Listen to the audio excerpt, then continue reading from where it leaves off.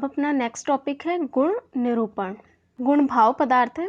इससे पहले हम द्रव्य भाव पदार्थ का वर्णन पढ़ चुके हैं। तो सबसे पहले इसमें भी सेम उसी तरीके से गुण शब्द की व्युत्पत्ति यानी कि व्याकरण की दृष्टि से वो किस प्रकार से निर्मित है, तो गुण आमंत्रण धातु से बना है, ये इसकी व्युत्पत्ति हो गई। उसके बाद है निरुक्ति। निरुक्ति बताई है गुण्यते आमंत्र्यते लोके अनेनीति गुणा। इसका मतलब है कि इस संसार में हमें कोई भी चीज़ आकर्षित करती है किसी भी चीज़ की ओर, किसी भी व्यक्ति या फिर कोई भी द्रव्य की ओर, वो उस द्रव्य का गुण होता है। और बताया है कि गुण सर्वदा दूसरे पर आश्रित होता है। हमें पता है कि द्रव्य के अंदर गुण और कर्म समवाय संबंध से पाए जाते हैं। इसका मतलब है कि गुण द्रव्य आश्रय है, साथ ही साथ जब हम कर्म पढ़ेंगे तब भी कर्म के लिए भी आएगा कि वो द्रव्य आश्रय है, इसलिए इसे अप्रधानीय गुण कहते हैं। फिर है नेक्स्ट टॉपिक गुण का लक्षण।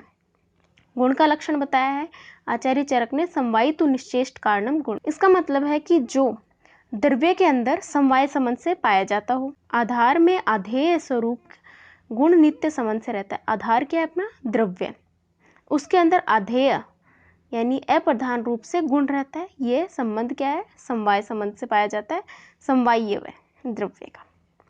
सेकंड लक्षण उसका मिलता है द्रव्य आश्रय। ये हमें पता है कि द्रव्य के अंदर गुण और कर्म आश्रयी होते हैं, इसलिए द्रव्य आश्रय का है। जो कि अगुणवान हो, ये हमें ध्यान रखना है कि गुण को गुण रहित कहा गया है, गुणहीन कहा गया है, इसलिए अगुणवान या निर्गुण। फिर फोर्थ पॉइंट बनता है कि स्व समान गुण की उत्पत्ति में कारणभूत हो, यानी कि गुण खुद के समान गुण की उत्पत्ति में कारण होता है, उत्पत्ति कर सकता है। अगला पॉइंट है फिफ्थ पॉइंट कि गुण क्या है, चेष्टा रहित और निष्क्रिय। यह जो लक्षण है गुण और कर्म का विभेदक है कि कर्म तो होता है सक्रिय जबकि गुण है निष्क्रिय। इस प्रकार हमने गुण के 5 लक्षण पढ़े। सबसे पहले समवाय संबंध से पाया जाता है, दूसरा है द्रव्य आश्रय, तीसरा हमने पढ़ा कि गुण गुणहीन होता है, फोर्थ हमने पढ़ा कि स्व समान गुण की उत्पत्ति में कारण होता है, फिफ्थ चेष्टा रहित और निष्क्रिय होता है। अगला है गुणों की संख्या। आयुर्वेद मतानुसार गुणों की संख्या टोटल 41 है, ये हमें ध्यान रखना है। कुल गुण कितने, 41। अब वो किस प्रकार से 41 है, कैसे क्लासिफाई किए, वो हम आगे देखें। सार्था गुरुवाद्यो बुद्धि प्रयत्न अंता परादय गुणा प्रोक्ता।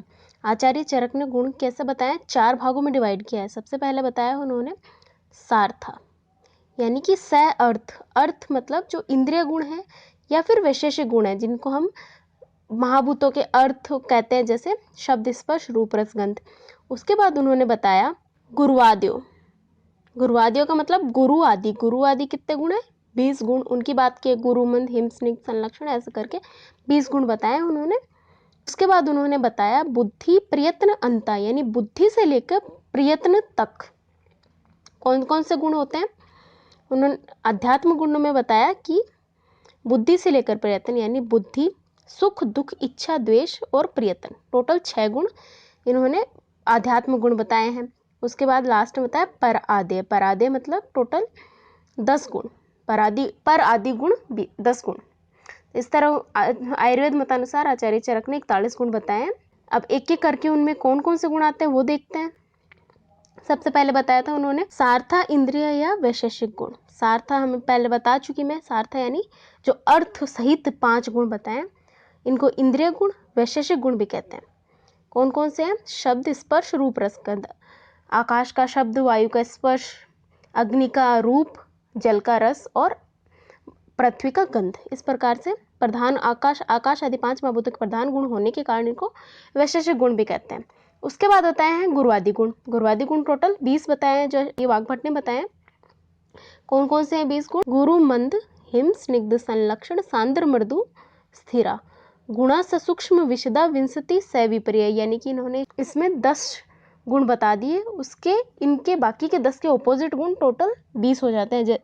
जैसे गुरु है उसका लघु हो जाएगा, इसी प्रकार बाकी के भी।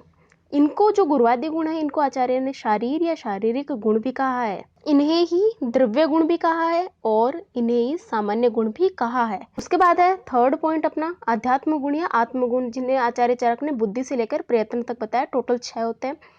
ये कौन कौन से, बुद्धि सुख दुख इच्छा द्वेष और प्रयत्न। उसके बाद सब लास्ट फोर्थ पॉइंट में बताया परादि गुण या सामान्य गुण। ये संख्या में 10 होते हैं। परत्व, अपरत्व, युक्ति संख्या संयोग और विभाग पृथकत्व। उसके बाद परिणामम अथापि संस्कार अभ्यास, ये टोटल 10 गुण हुए, ये परादी गुण है। इस प्रकार टोटल कैसे गुण बताए हैं?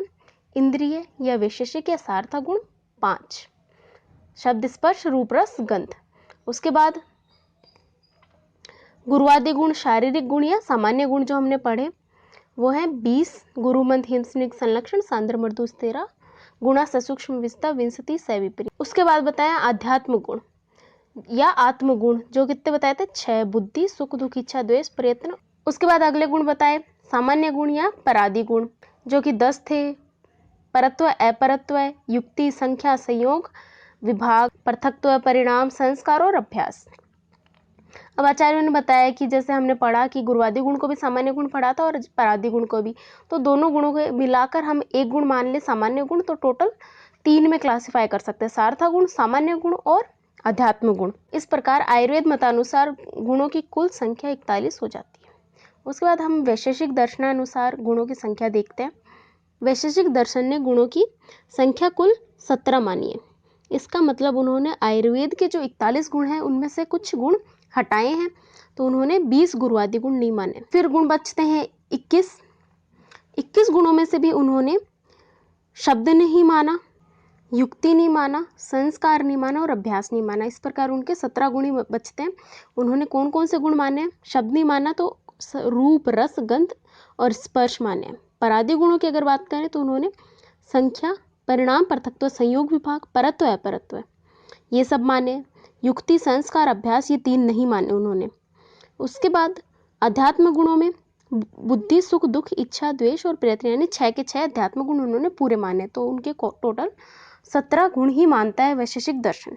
उसके बाद है न्याय दर्शन। न्याय दर्शन कुल 24 गुण मानता है। उन्होंने जो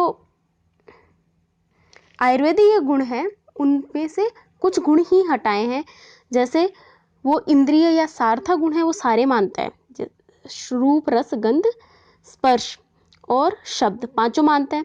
और जो अध्यात्म गुण है वह भी 6 के 6 मानता है, बुद्धि सुख दुख इच्छा द्वेष प्रयत्न 6 मानता है। फिर परादी गुण है उनमें से संख्या परिणाम पृथकत्व संयोग विभाग परत्व अपरत्व संस्कार भी मानता है। और गुरुवादी गुण है उनमें से उनको उन्होंने केवल गुरुत्व द्रवत्व और स्नेहत्व इन 3 में काउंट किया है। और धर्म और अधर्म नए गुण मानता है जिनमें गुरुवादी गुण को सम्मिलित किया।